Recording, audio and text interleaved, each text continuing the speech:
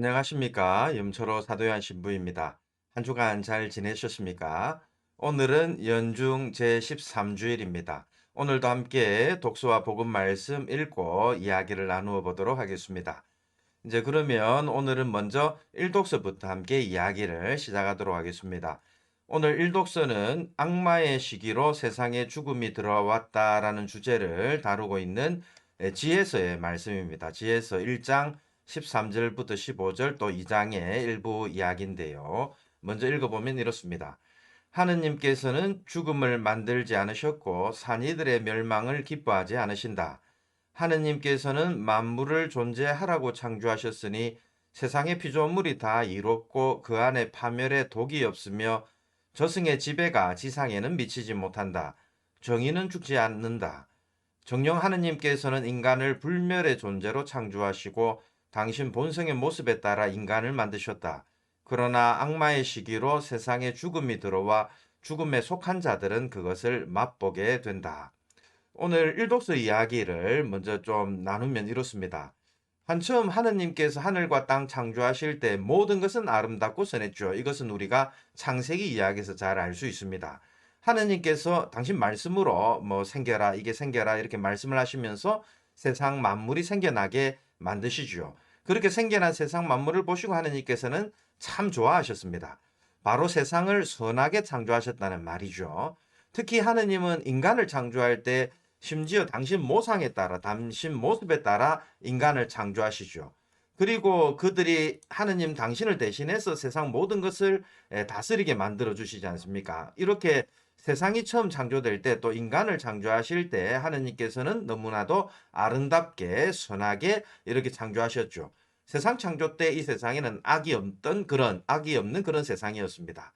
그런데 창세기에 따르면 뱀이 하나 등장하죠. 바로 사탄입니다. 이 뱀, 곧 사탄의 유혹이 이제 화근이 되죠.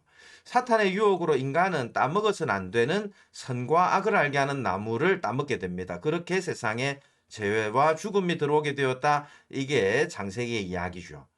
물론 선과 악을 알게 하는 나무나 뭐 사탄이나 이런 존재들 결국 이것 때문에 우리는 하느님을 탓하고 원망하고 합니다. 하느님이 에덴 동산에 그 나무만 심지 않았더라도 우리가 따먹지 않았을 건데 하고 세상의 죽음과 죄 이런 것들이 전부 하느님 탓이다. 이렇게 이야기하기도 합니다. 또 사탄이 있는 걸 보면 하느님이 세상을 불완전하게 창조한 거 아닌가 이렇게 따지기도 하죠. 실제로 과거의 영지주의자들은 하느님이 세상을 이렇게 불완전하게 창조했으니 그 창조주 하느님은 악신이다, 악한 신이다 이렇게 말하기도 했습니다. 그러면서 예수님이 이야기하는 선하신 아버지, 아버지이신 하느님, 신약의 하느님과 다른 하느님이다, 다른 신이다 이렇게 이야기하면서 예수님이 이야기한 아버지 하느님과 창조주를 대립되는 어떤 관계로 이야기하기도 했습니다. 그래서 구약의 악신과 신약의 선한 신 이렇게 구분하기도 했죠. 이것은 전부 세상을 악하게 창조했다는 이런 잘못된 생각에서 비롯된 것이 아닌가 생각합니다. 사실 우리는 잘 알고 있습니다. 세상의 죄와 죽음은 하느님 탓이 아니라는 것을요. 세상의 죄와 죽음은 바로 악마의 유혹으로 우리가 죄를 지었기 때문에 이 죄와 죽음이 이 세상에 있는 것이라 이게 바로 우리 성경이 이야기하는 내용이죠. 특별히 오늘 지혜서가 하는 이야기가 바로 이 내용입니다. 이제 모든 탓은 악마의 유혹에 빠진 인간, 특별히 더 나아가서 지혜서는 바로 악마의 시기에 의해서 그 악마 때문에 세상에 죄가 있다. 그 세상에 죄가 있는 것이지 하느님 때문에 세상에 죄가 있는 것은 아니라는 것이 오늘 지혜서의 이야기죠. 사실 선과 악을 알게 하는 나무, 이 나무는 인간이 비록 하느님 모습을 닮아 창조된 존재이지만 하느님은 아니라는 것, 그것을 우리에게 알려주는 그 소재가 아닌가 생각이 듭니다. 인간은 하느님이 아니기 때문에 하느님처럼 행동할 수는 없다는 것이죠. 다시 말해서 인간에게는 넘지 말아야 할 선, 바로 선과 악의 나무가 있다는 겁니다. 이거는 넘어서는 안 되는 일종의 선이라는 거죠. 이제 선과 악의 나무는 이러한 인간의 한계를 상징한다고 말할 수 있겠습니다. 그래서 유다인들은 선과 악을 알게 하는 이 나무를 뭐라고 이야기하냐면 선과 악을 분별하게 해주는 율법이다 이렇게 이야기를 합니다. 율법을 지키면 선이 되고 율법을 어기면 악이 되는데 인간은 율법을 스스로 지키면서 선하게 살아야 한다. 바로 선과 악을 알게 하는 그 나무의 선을 넘어서는 안 된다는 것. 그것이 바로 유다인들의 생각인 거죠. 그런데 인간은 그 선을 넘어서 결국 하느님처럼 되려 하기 때문에 세상에 죄가 생겨나고 악마는 교묘하게 이것을 유혹한다는 것, 이것이 우리가 알고 있는 창세기의 이야기입니다. 사실 세상에 창조되는 것, 그 어떤 것도 악한 것이 없다는 것이 오늘 창세기와 지혜서 가는 이야기라고 우리가 이해할 수 있겠습니다. 이제 세상에 존재하는 것 중에 악한 것은 없습니다. 예를 들면 마약도 사실 악한 게 아니죠. 실제로 마약이라는 게 종류가 없으면 우리가 수술이 불가능하지 않습니까? 마취가 안 되잖아요. 이제 선한 것인데 인간이 그것을 나쁘게 사용하기 때문에 결국 세상에 악이 존재한다. 이것이 우리 그리스도교의 가르침이죠. 오늘 일독서에서 봉독한 지에서도 이 점을 분명하게 밝히고 있습니다. 죄와 죽음, 그것은 하느님 때문이 아니란 이야기입니다. 죄와 죽음이 하느님 때문이라고 탓하는 이들에게 하느님께서는 죽음을 만들지 않으셨고 산이들이 멸망하도록 계획하지 않으셨다. 이렇게 선포를 하죠. 하느님은 만물을 존재하라고 창조하셨지 그것을 파멸시키려고 창조하신 게 아니란 이야기입니다. 세상의 피조물은 모두 이롭게 창조되었습니다. 그리고 그 안에는 그 어떤 파멸의 독도 없다. 이게 지혜서의 가르침이죠. 다만 인간을 사랑하는 하느님께 시기를 느낀 악마가 세상에 죽음을 가져왔다는 것, 이것이 지혜서의 가르침이죠. 악마가 사람을 유혹해서 선한 것을 악하게 사용하도록 만들었다는 내용인데요. 그렇다고 해서 성경이 모든 것을 악마 탓이다. 그래서 우리는 아무 탓도 없다. 이것을 이야기하는 것은 아니죠. 분명 죄와 죽음에는 인간의 탓이 가장 크다. 이렇게 이야기할 수 있겠습니다. 인간은 자유로운 의지를 받았죠. 하느님 모상을 닮아서 자유롭게 모든 것을 판단하고 행동할 수 있도록 이렇게 창조되었죠. 그래서 심지어 인간은 하느님을 거부할 자유마저도 가지고 있는 것이 인간입니다. 결국 인간은 자신의 자유로운 의지로 악마의 유혹을 물리쳐야 되는데 악마의 유혹을 물리치지 않고 그 자유의지로 결국은 악마의 유혹에 빠진다는 이야기인 거죠. 인간은 자유로운 의지로 죄를 피해야 할 의무가 있지만 결국 죄에 빠지는 것, 그것은 바로 인간 자신입니다. 물론 우리는 잘 알고 있죠. 악마, 마귀, 이 유혹이 너무 심해서 우리는 그 유혹을 벗어날 만한 강한 힘을 지니고 있지 못하다는 것 잘 알고 있습니다. 그래서 항상 그 마귀의 유혹에 자주 빠지는 우리들 엄청 나약한 존재들이 바로 우리 인간이죠. 우리는 언제나 이런 나약함 때문에 죄의 유혹에 빠져서 죽음의 길로 나아가곤 합니다. 그래도 참 다행스러운 것, 우리 성경은 다행스럽게도 오늘 화답송이 노래하듯이 우리를 저승에서 건져내시고 구렁에 떨어지지 않게 하시는 하느님을 이야기합니다. 하느님께서는 비록 우리가 나약해서 구렁에 빠지긴 하지만 하느님께서는 우리가 완전히 저승으로 가도록 완전히 파멸의 길로 나아가도록 놓아두지 않으시고 끊임없이 당신께서 창조하신 인간을 당신께로 되돌려 놓으시기 위해서 우리에게 항상 구원의 손길을 내미시는 분이다. 이것이 우리가 알고 있는 성경의 이야기죠. 하느님은 마지막까지 당신 창조를 책임지신다는 이야기인 거죠. 당신이 창조하신 피조물들이 파멸로 나아가지 않도록 책임지시는 하느님께서 먼저 우리들에게 손을 내밀어 주신다. 이것이 바로 오늘 화답송이 노래하는 내용이죠. 화답송 이렇게 노래하죠. 주님, 당신을 높이 기리나이다. 당신은 저를 구하시어 원수들이 저를 보고 기뻐하지 못하게 하셨나이다. 주님, 당신이 제 목숨 저승에서 건지시고 구렁에 떨어지지 않게 살리셨나이다. 주님께 충실한 이들아, 주님께 찬미 노래 불러라. 거룩하신 그 이름 찬송하여라. 그분의 진노는 잠시뿐이나 그분의 호의는 한평생이니 울음으로 한밤을 지새워도 기쁨으로 아침을 맞이하리라. 들으소서 주님 저에게 자비를 베푸소서. 주님 저의 구원자 되어주소서. 당신은 저의 비탄을 춤으로 바꾸시니 주 하느님 영원히 당신을 찬송하오리다.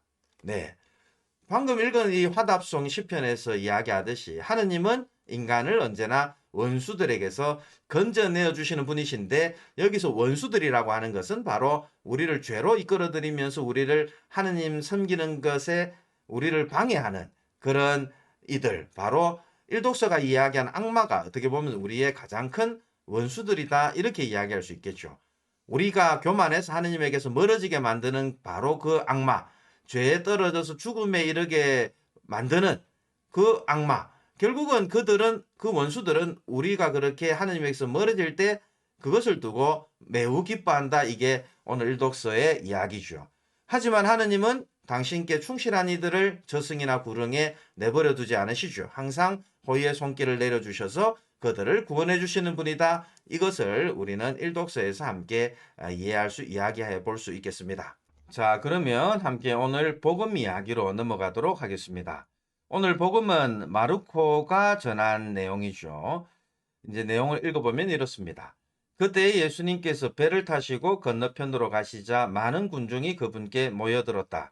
예수님께서 호숫가에 계시는데 야이로라는 한 회당장이 와서 예수님을 뵙고 그분 발 앞에 엎드려 제 어린 딸이 죽게 되었습니다. 가셔서 아이에게 손을 얹으시어 그 아이가 병이 나아 다시 살게 해주십시오 하고 간곡히 청하였다. 그리하여 예수님께서는 그와 함께 나서시었다. 많은 군중이 그분을 따르며 밀쳐댔다. 그 가운데 12해 동안이나 하혈하는 여자가 있었다.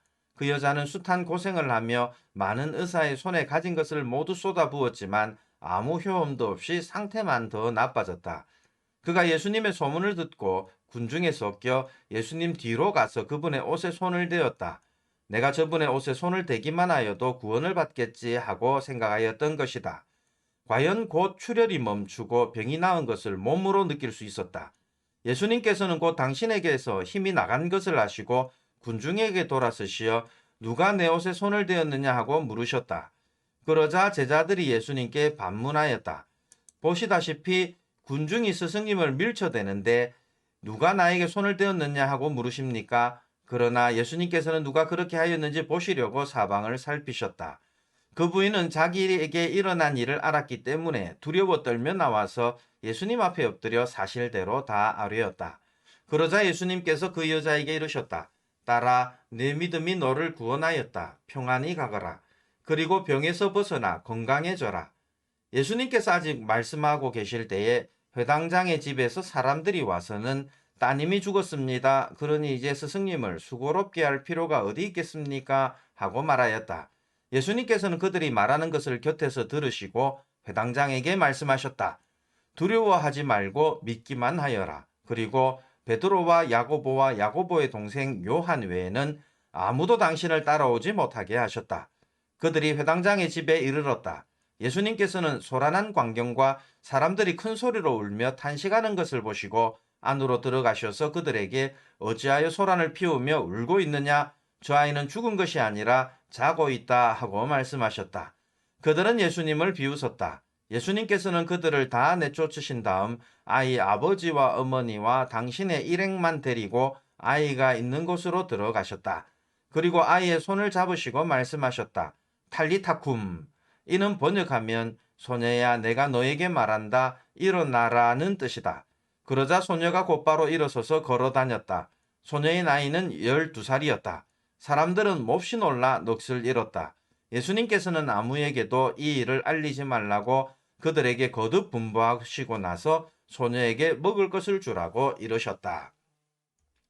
네, 오늘 복음은 악마의 시기로 세상에 들어온 이 죄와 죽음을 이기시는 하느님의 아들 예수 그리스도에 관한 이야기입니다.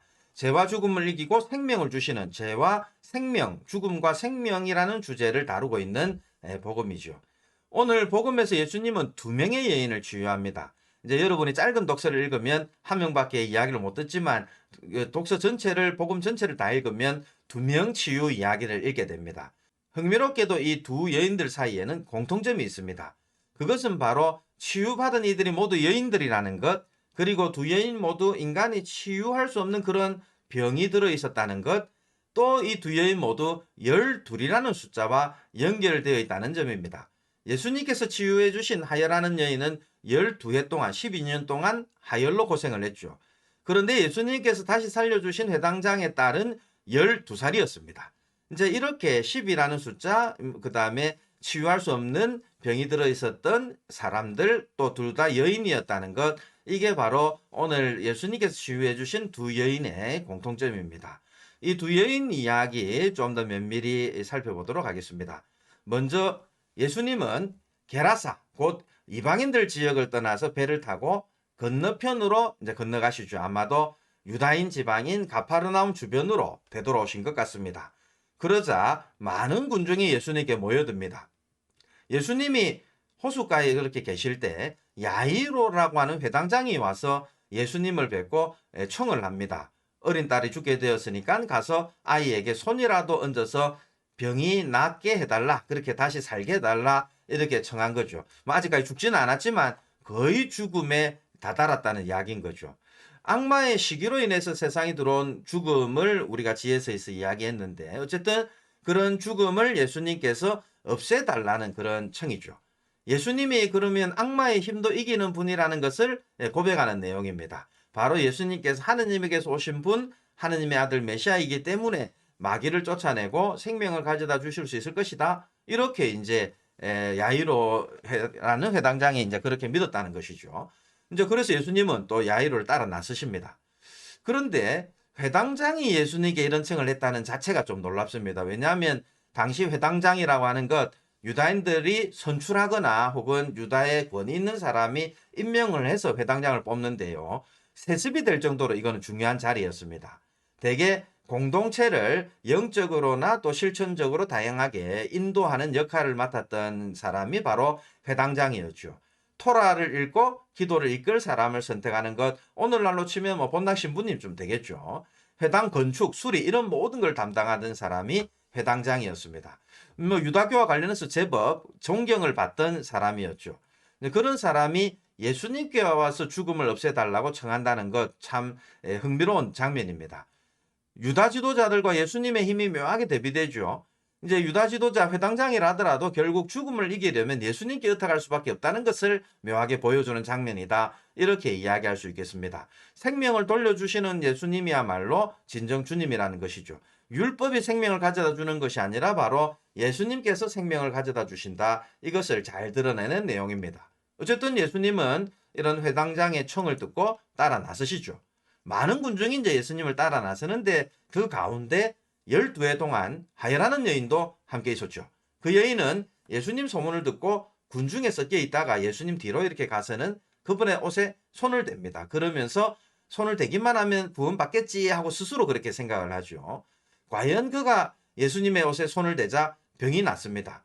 이제 그러자 예수님은 누가 당신께 손댔는지를 물으시죠. 이것은 누가 당신 몸에 손댔는지, 당신 옷에 손을 댔는지 몰라서 그런 것이라기보다는 여인 스스로가 자신의 믿음과 치유 사실을 밝히도록 하기 위함이 아닌가 생각이 듭니다.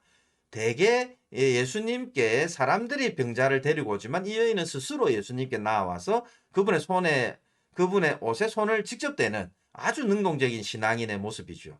결국 여인은 예수님께 모든 것을 사실대로 다 아뢰입니다.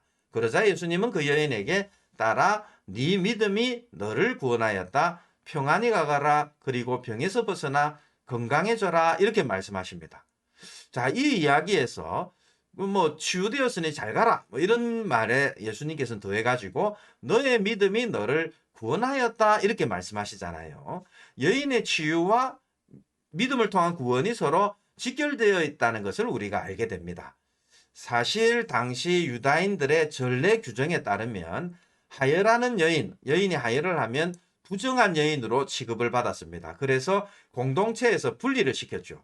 공동체에서 따로 살게 만들었습니다. 부정하기 때문에 공동체를 더럽히지 못하도록 하혈하는 여인은 공동체에서 이렇게 뺐죠. 이렇게. 그런데도 이 여인은 이 금지 규정을 어기면서까지 예수님의 옷에 손을 댑니다.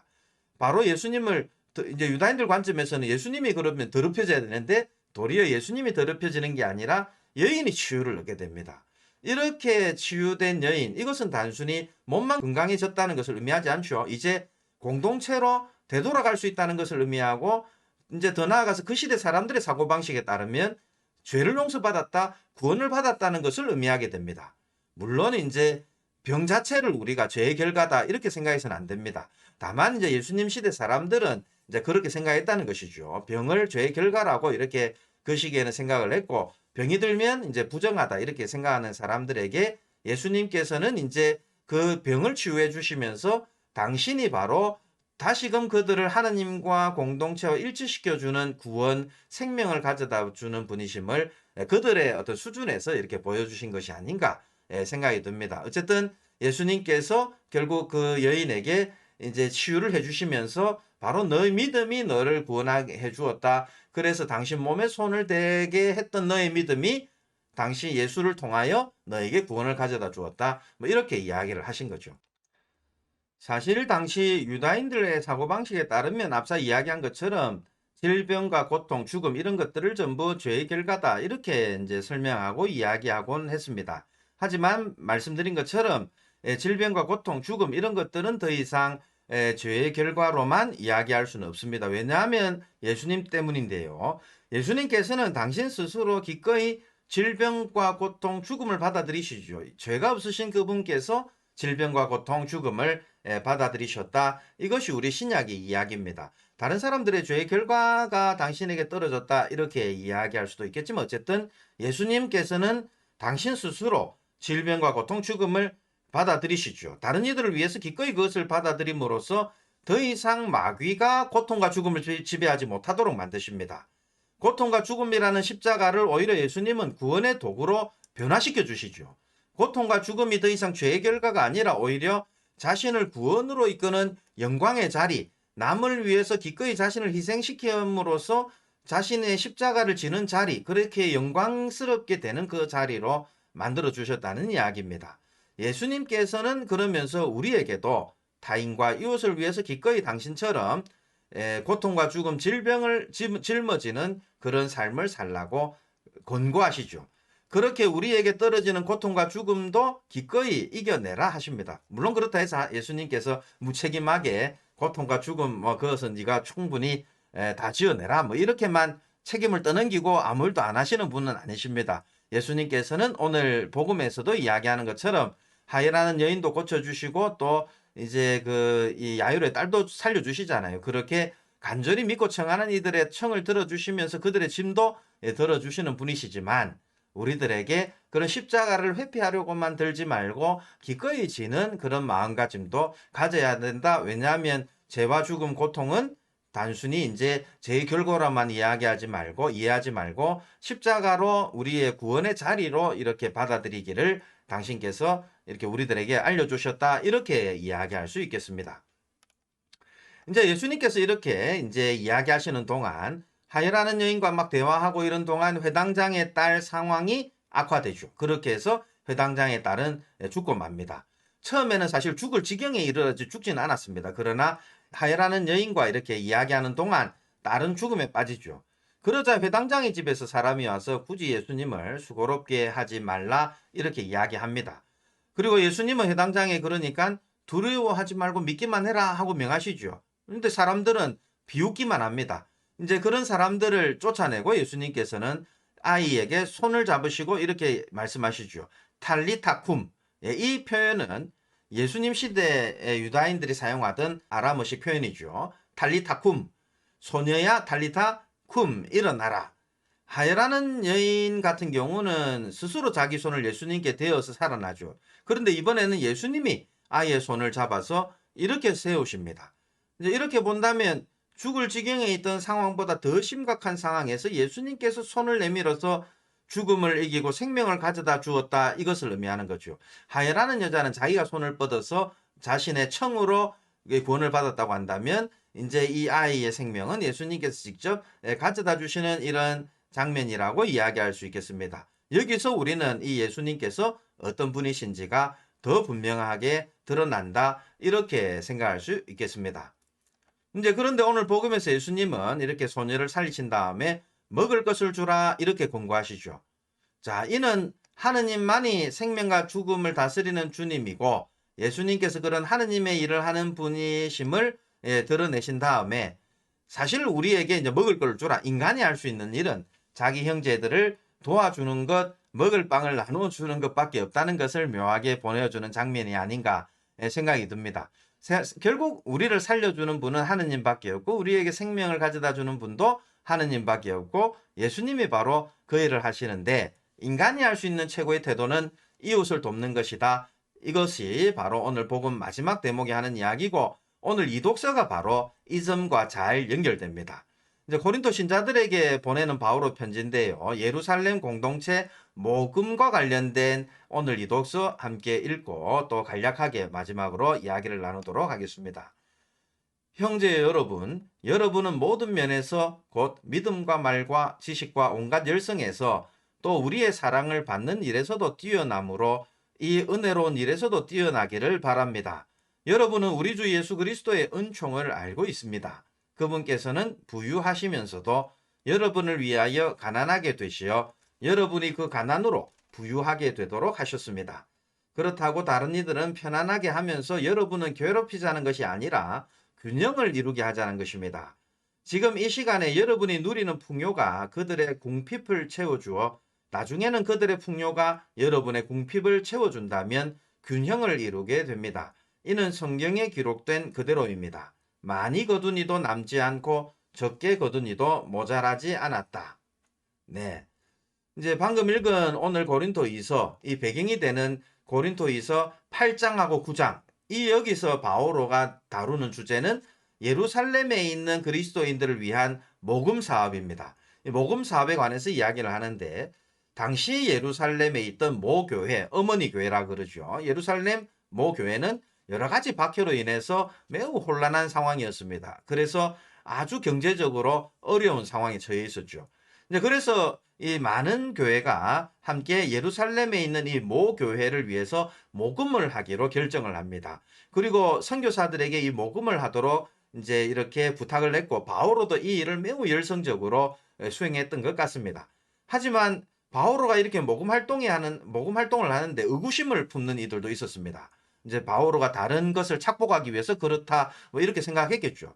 특히 바오로를 반대하는 사람들 그런 사람들이 많았던 고린토 교회 이제 아폴로나 베드로나 다른 사람들에게 세례를 받고 다른 사람들을 추종하던 이 고린토 교회 사람들이 바오로를 여러 가지 면에서 괴롭히면서 이 일에 관해서도 바오로를 모함하고 의심하기도 했습니다.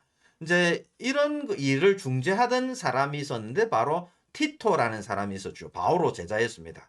티토는 이 바오로가 이제 그런 부정한 마음으로 모금하는 것이 아니라는 것을 전달하기 위해서 또 바오로를 이렇게 변호하기 위해서 여러 번 걸쳐서 고린토를 방문하는데 이런 차에 전달된 것이 우리가 오늘 읽고 있는 바로 이 고린토 이서거든요.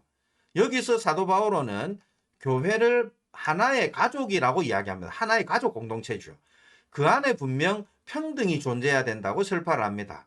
예루살렘 공동체는 사실 복음을 전하기 위해서 선교사들을 파견해 주었고 그래서 고린토 신자들도 이렇게 복음을 알게 되었죠. 그리고 고린토 신자들에게 믿음, 말, 지식, 열성 모든 것이 풍요로워진 것은 다 예루살렘 공동체 덕분인 거죠, 사실은. 이런 고린토 신자들에게 바오로는 은혜로운 일, 바로 예루살렘의 가난한 그리스도인들을 위한 모금에도 그들이 열성을 좀 드러내도록 뛰어나기를 바란다고 권고합니다. 바오로는 이를 두고 자신이 단순히 고린토 신자들 괴롭히려고 하는 것이 아니라고 분명히 밝히죠.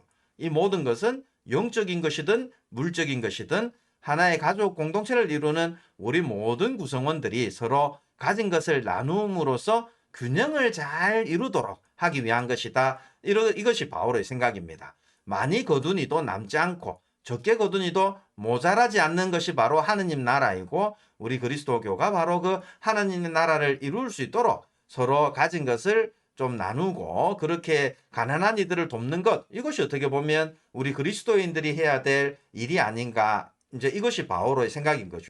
오늘 복음에서 예수님께서 죽음에서 되살리신 야이로 딸에게 먹을 것을 주라고 말씀하신 것처럼 형제들에게 먹을 것 도움을 줌으로써 하나의 공동체, 일체 공동체를 이룰 수 있도록 하라. 이게 사도 바오로의 이야기입니다. 이제 당시 고린토라는 도시 로마 제국 교통의 중심지였습니다. 풍요로움이 넘치던 그런 도시였죠. 그 풍요로움을 자기 욕망 해소에만 쓰지 말고 가난한 이들을 위해 베풀라는 조언이 바로 오늘 우리가 읽은 이 독서의 내용입니다. 자, 지금까지 우리는 독서와 복음 말씀을 모두 살펴보았습니다. 독서와 복음 말씀 한결같이 죽음과 생명 뭐 이런 것에 관한 주제 이야기하면서 악마의 시기로 이 세상에 죽음이 들어왔는데 그 죽음을 그리스도의 부활로 파괴해서 그리스도가 파괴해서 세상에 생명을 되살려 주었는데 이 모든 것이 하느님께서 하신 일이다. 이것을 우리가 오늘 독서 복음에서 확인할 수 있겠습니다. 이런 우리에게 오늘 독서 복음은 다시 한번 권고합니다.